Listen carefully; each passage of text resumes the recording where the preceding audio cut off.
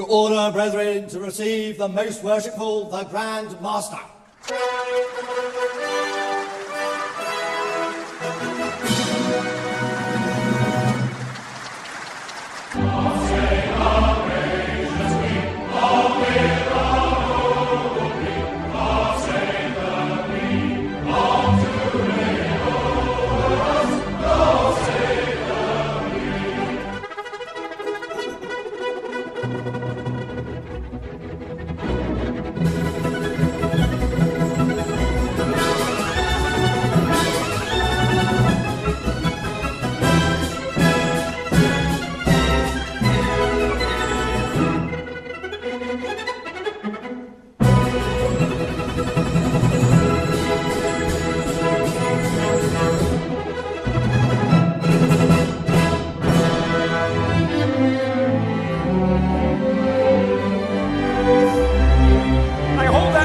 Self-evident, Brother Franklin, all men are created equal.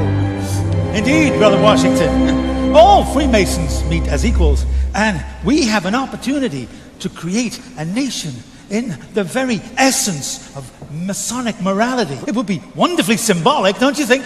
You'll be wanting to put the all-seeing eye on our banknotes next.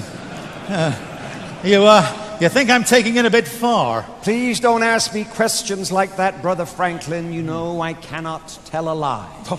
Oh, come on, Brother Washington. Everybody lies occasionally, surely, especially politicians. Not me. Not even so much as an alternative fact. We must all be aware of fake news. The people must be free to think what they like as well. We can have no thought police in our new society. The foundation stone of our new nation built on all those principles that we hold dear. The plans for our new capital city already have a very Masonic feel to them, yeah. Candidate for initiation into the order, I'm giving him a little introduction into some of our mysteries. These two gentlemen are founding an entire nation built on our principles. We have great promises for our new nation. You know, I wonder if other presidents after me will also be Freemasons. Many will be.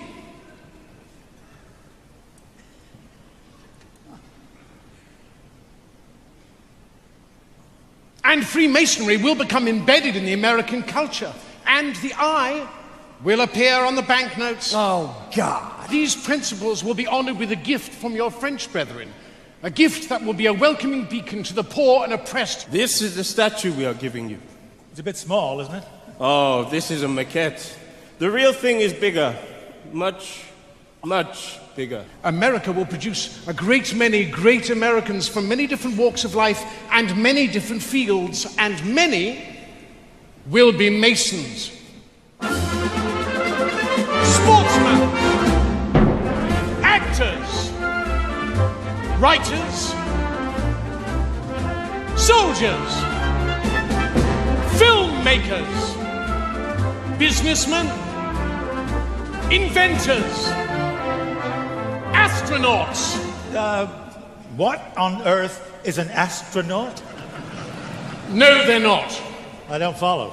Well, they're not on Earth, they're in space. In fact, Brother Buzz Aldrin was the second man to walk upon the surface of the moon. That's the best thing I've heard this evening. What, that a Mason walked on the moon? Man on the moon. Amazing. But don't forget the musicians. Do not forget the musicians.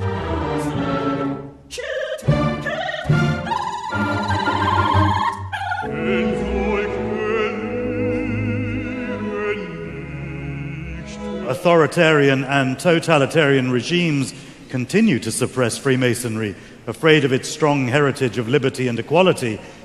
It symbolizes the inevitability of your end. The British Army had travelling lodges that moved with regiments. Freemasons have served their countries and communities with distinction. Freemasons met across the Union and Confederate divide to celebrate their common rituals. And today, Freemasonry remains an active part of military life in many countries.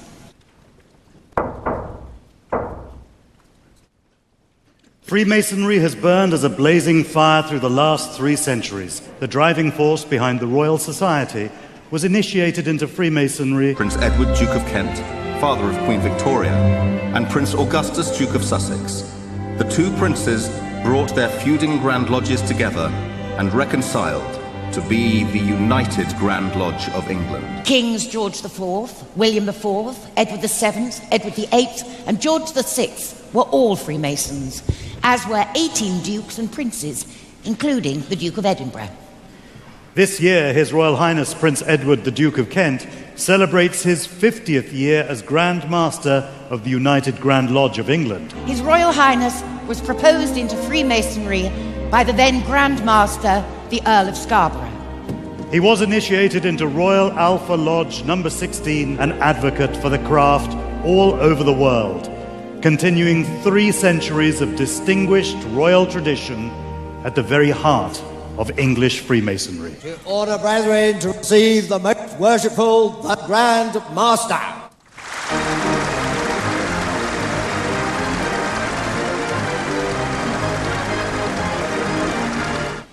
As permanent master of these 3 lodges, I now call on my deputy masters. Most worshipful Grand Master. Most worshipful Grand Master. Most worshipful Grand Master. Most worshipful Grand Master, I humbly ask you to complete the initiation of this worthy candidate for Freemasonry. Adorn our ceremonies and forever remind us of our incomparable heritage, the birth of organized Freemasonry, stressing the deep and sincere loyalty and affection felt by the brethren of the United Grand Lodge of England for their Grand Master.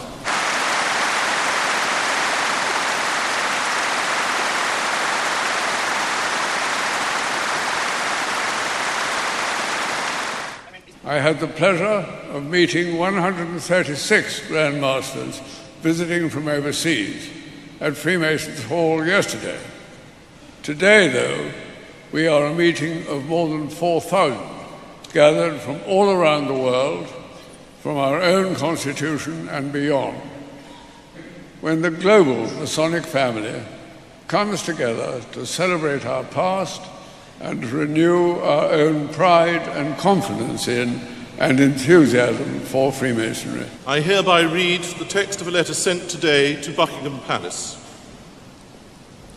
May it please your Majesty, we, the representatives of over 200,000 Freemasons under the United Grand Lodge of England, most respectfully express our continuing loyalty to your Majesty's throne and person in this, the 66th year of your long and distinguished reign, of His Royal Highness the Duke of Kent, as our much loved and greatly respected Grand Master.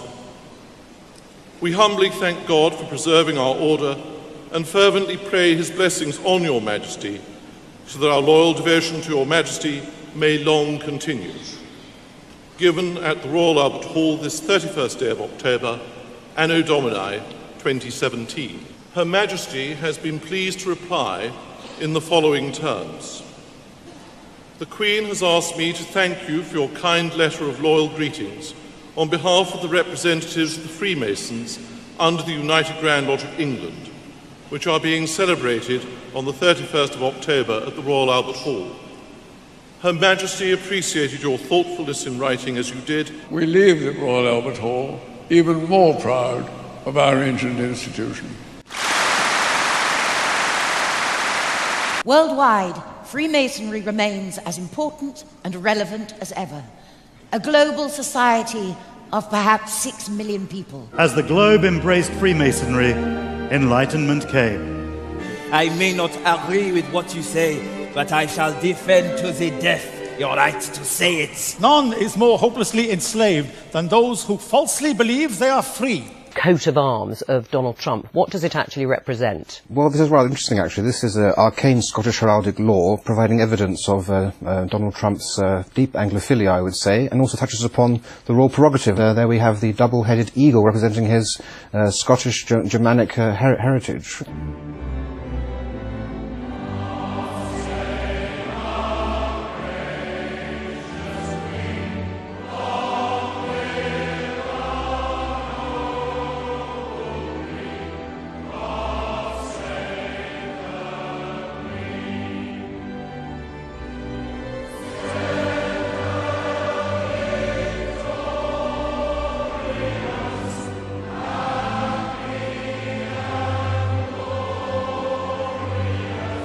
The Masonic Chip program uses modern police-approved techniques to create a child identification kit. And we take fingerprints. We also provide them with a swab for getting a DNA swab. And we also provide them with imprint where they can get an imprint of the child's teeth. So not only does it provide DNA as well as a swab, but it is also a source if you were using tracking dogs to provide a scent for the child. You may be surprised to see who we found using tricks to cover up their license plates. Apparently, they're law enforcement. You know, in Hollywood and in the industry and the stuff we do, there's a lot of like insider secrets to keeping your career going, and a lot of insider secrets to making things tick.